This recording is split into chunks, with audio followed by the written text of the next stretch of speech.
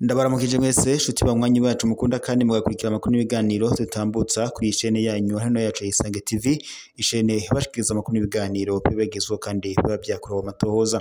Ndabaha ikaze rero mu makuru yacu yo mw'irijoro, amakuru ahambaye, amakuru kuba byiriwe bivugwa mu bisata bitandukanye, haba muri politiki, mu nkino, mu ndero, mw'iperereza, hagati y'akazi na muntu, makungu ya kure ndetse n'ari makuru yose aba ariko aravugwa ijya nino. Reka mbakengurukire rero mwese mudukurikira muri mu micungararo itandukanye igize igihugu cyacu cy'u Burundi, dukurikira bari mu bihugu bibanyi ndetse n'abari mu makungu ya kure, mwese ndabaha ikaze mu makuru yacu, amakuru yihuta, amakuru ahambaye, amakuru araza gushimikira ku ngingo nkuru zikurikira. Nyuma yuko umukuru w'igihugu cy'u Burundi Evariste Ndayishimiye yongeye kwifatira ku gahanga umushikiranganje wa mbere w'u Burundi Gervais Ndirakobuca, amubwira ko adashobora kuzomubandanya amukorana mu mabanga yo kumushikiranganje, mu gihe kandi Gervais Ndirakobuca avuga ko umukuru w'igihugu cy'u Burundi ndetse n'umutambukanyi wa Ndayishimiye ngo bamaze kumuvana mu mabanga bakamwigiza hirya, ngo bivanye n'uko umutambukanyi w'umukuru w'igihugu cy'u Burundi Angeline Ndayishimiye ngo kuri ubu ngubu ari we asigaye afata ingingo zibereye muri ico kibanza c'umushikiranganje wa mbere. Mu gihe kandi bimaze iminsi binuganurwa ko umushikiranganje wa mbere w'u Burundi Gervais Ndirakobuca agira asubirizwe, ariko amakuru aturuka mu begereye mu muryango wa Evariste Ndayishimiye akavuga ko Gervais Ndirakobuca ashobora kuzasubirizwa n'umukenyezi, ngo kubera yuko abajenerali ngo iyo bari mu mabanga y'ubushikiranganje ico kibanza bigora umutambukanyi w'umukuru w'igihugu gufata ingingo ndetse no kwifatira mu minwe ibibera muri ico kibanza. Mu gihe kandi umukuru w'igihugu cy'u Burundi Evariste Ndayishimiye yamaze gukura mu mabanga cyangwa se yamaze kwigiza inyuma uyu mushikiranganje wa mbere w'u Burundi Gervais Ndirakobuca. Gusa biraboneka ko Gervais Ndirakobuca ariko arigizwa kure kugira ngo ikibanza c'umukuru w'igihugu kiriko kirahurumbirwa mu mwaka wa 2027 Gervais Ndirakobuca ntazokwitoze muri ico kibanza. Gusa ku rundi ruhande Evariste Ndayishimiye ariko araca ku biti no ku mabuye kugira ngo yereke abanyagihugu neza ko abitayo kandi ngo ariko arabategurira ibyiza biri imbere, kandi ngo azobashikana kuri ya mbonoka zoza y'u Burundi bwifasha muri 2024 Burundi buteye imbere muri 2060.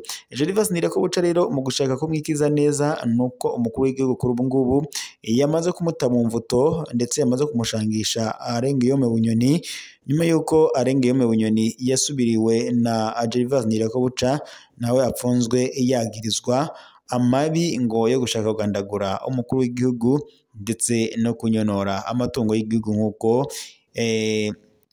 byashikirizwaga cyangwa se byavuye muri sentare yabishikirizaga ubwo Arengiyome Bunyoni yarengutswaga muri sentare. Kuri ubu rero Gervais Ndirakobuca nawe ijoro rye ribaye ribi kuko yamaze gutabwa mu mvuto ndetse biri no kunuganurwa ko bidashobora ashobora ndetse no kuburwa irengero.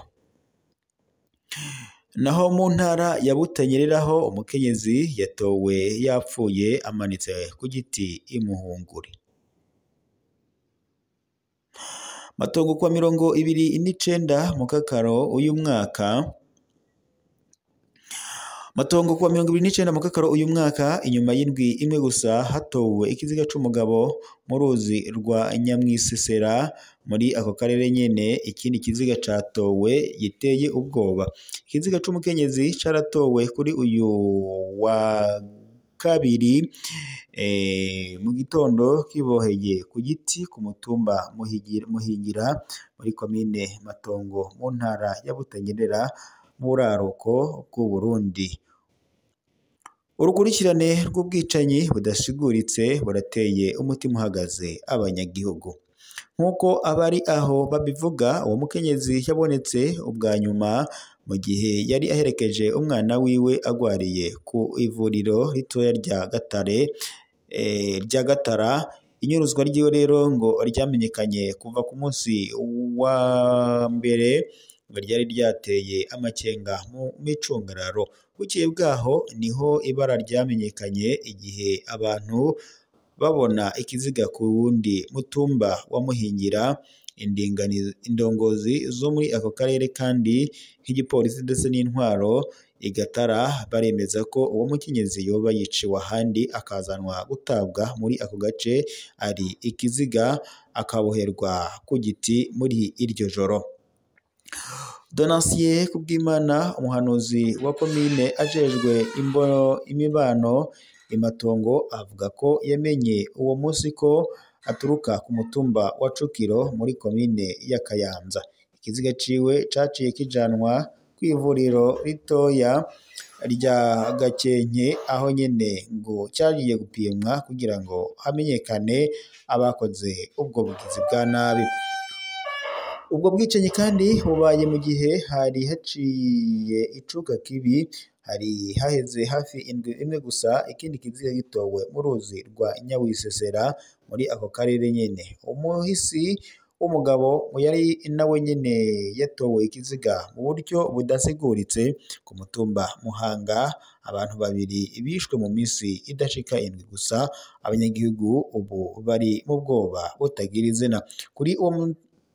Bivanye no kuri uwo mutekano muke uguma uhungabana, abanyagihugu basaba ko abantu bahaguruka ni ugutsimbataza amakomite ajejwe umutekano kandi akaba maso gusumba. Niko vyamenyeshejwe na Donatien Kubwimana, asaba abanyagihugu gukorana n'inzego zijejwe umutekano kugira ngo hakingirwe ayo mabi ashobora kwaduka.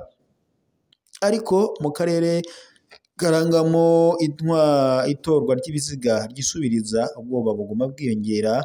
Abanyagihugu nabo bakaba basaba inyishu itomoye ndetse biba n'ibihano bikomeye mu guhagarika ayo mabi nk'uko babishikiriza. Dusozereye amakuru yacu muri Repubulika Iharanira Intwaro Rusange ya Kongo, nuko hagati ya Repubulika Iharanira Intwaro Rusange ya Kongo n'u Rwanda basinye amasezerano mashasha na HCR, naho u Rwanda ruguma rubikurikirana.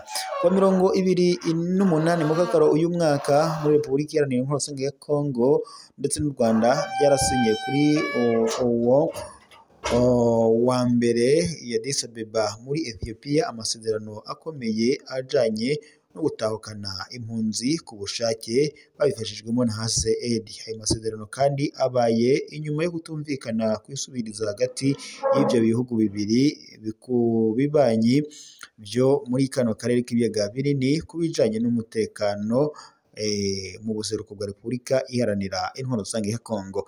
Ayo masezerano yatewe uko kandi umukono n'icegera c'umushikiranganje wa Repubulika Iharanira Intwaro Rusange ya Kongo ajejwe intwaro yo hagati mu gihugu Jacquemain Shabani ndetse na General Charles Karamba, ambasaderi w'u Rwanda muri Repubulika Iharanira Intwaro Rusange ya Kongo, akurikiye iminsi ibiri y'ibiganiro bikomeye hagati y'abahinga b'ivyo bihugu uko ari bibiri. Mu gihe kandi akarere karangwa n'ikomera ry'umugwi witwaje urwanisho wa M23 ugenzura kuva muri 2025 imigwa mikuru y'uburere bwinshi burimwo ubutare bwinshi mu ntara za Nord Kivu ndetse na Sud Kivu. Ayo masezerano agamije gushiraho icoka ciza co gutahukana ku babyifuza.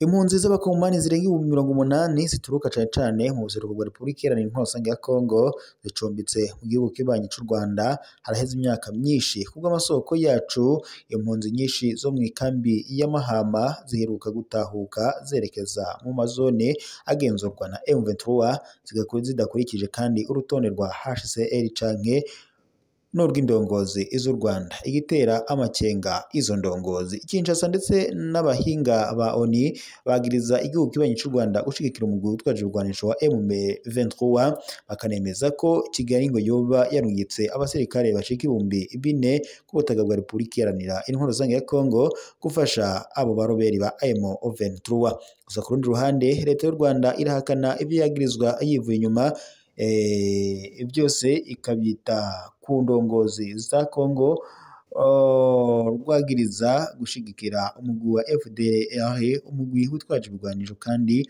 wagirizwa gukora ihonyabwoko mu Rwanda mu mwaka w'1994 ihonyabwoko ryakorewe abatutsi mu Rwanda. Umukuru w'igihugu ca Repubulika Iharanira Intwaro Rusange ya Kongo Antoine Félix Tshisekedi Tshilombo we yavuze ko FDLR idateye ingorane, akabona ko ari udusigarira tutagize ingorane ku Rwanda.